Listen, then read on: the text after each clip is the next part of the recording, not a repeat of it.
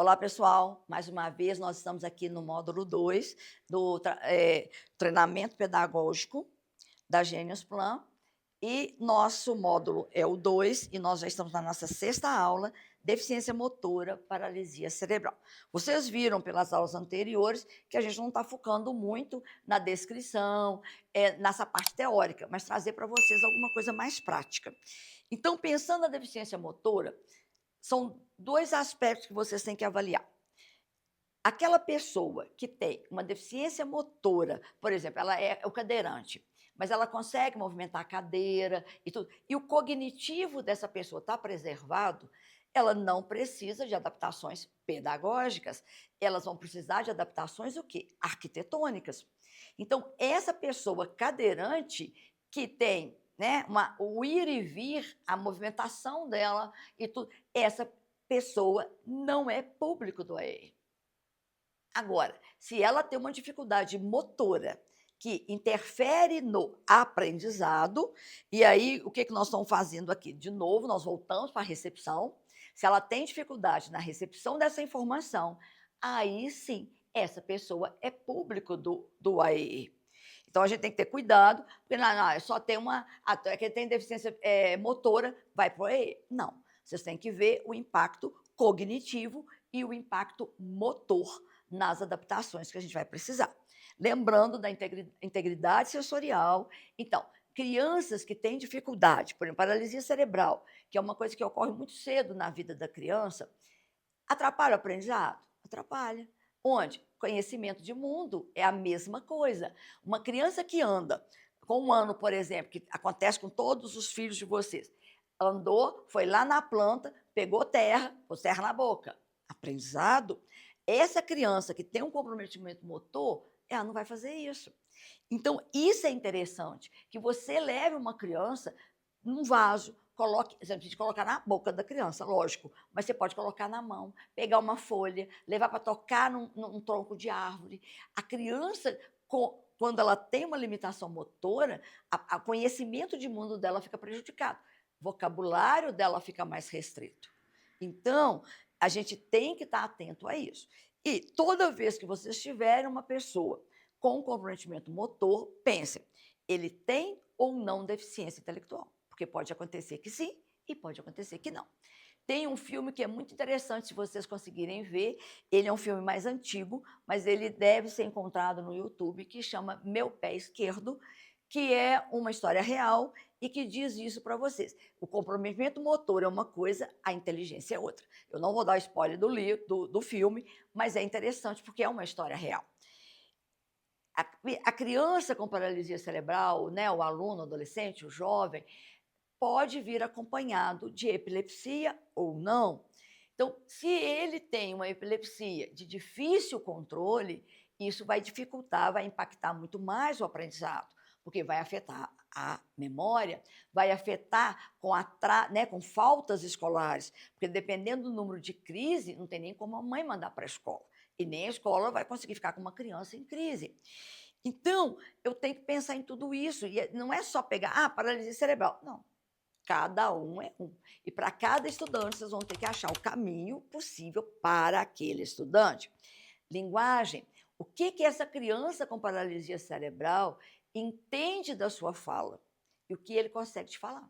Porque muitas vezes ele pode ter um cognitivo normal, compreender muito bem a sua linguagem e não ter como se expressar.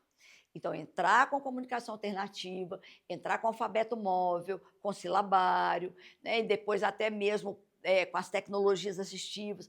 Quantos hoje tem programa que ele comanda com o olhar, ou às vezes não consegue usar, né, uma caneta para você pôr no teclado, mas pode usar às vezes com o adaptador aqui, que ele vai. Então, assim, é uma gama de adaptações que podem ser feitas e que deve ser feito o quê? Individual.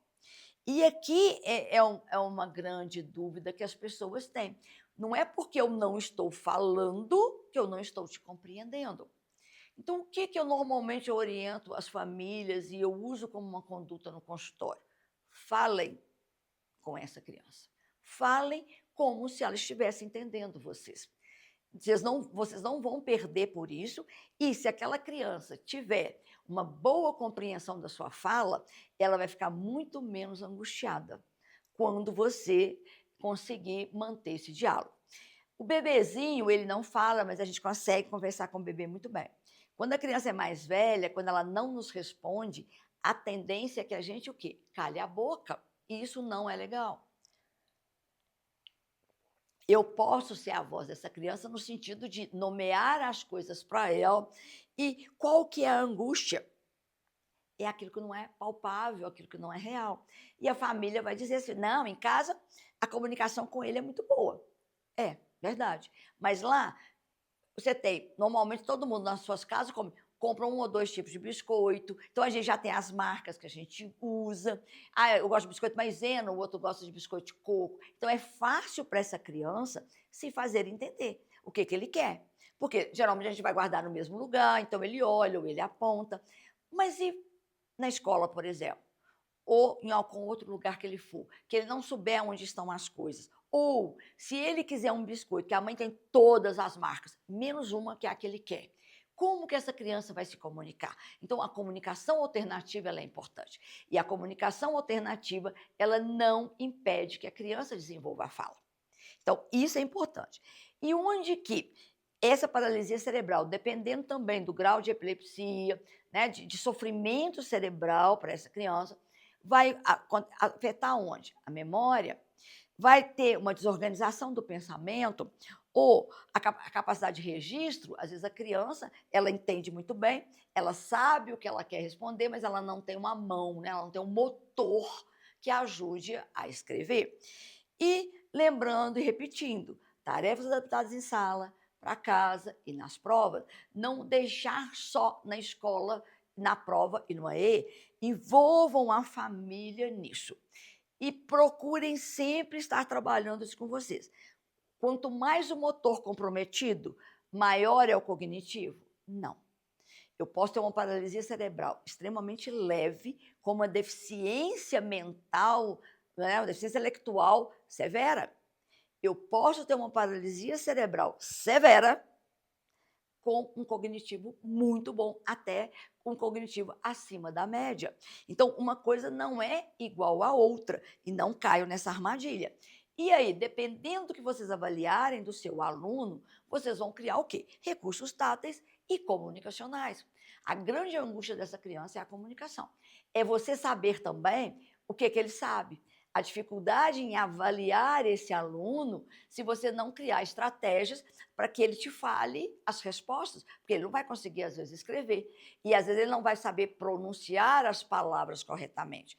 Mas ele pode apontar, ou que seja com o olho. Tem casos, eu já tive um paciente que a única coisa que ele mexia era o olho. Então, as professoras adaptaram, dá 2 chances, e aonde que ele olha é o que ele está escolhendo. Então, a gente vai criando individualmente esse atendimento. Lembrando daquele que às vezes tem um compromisso motor, mas não precisa de adaptação pedagógica, porque tanto a parte motora quanto a parte de aprendizado tá tranquilo, ok? Então, fica o nosso contato aqui mais uma vez. Podem mandar suas dúvidas, nós teremos prazer em responder e eu aguardo você na próxima aula.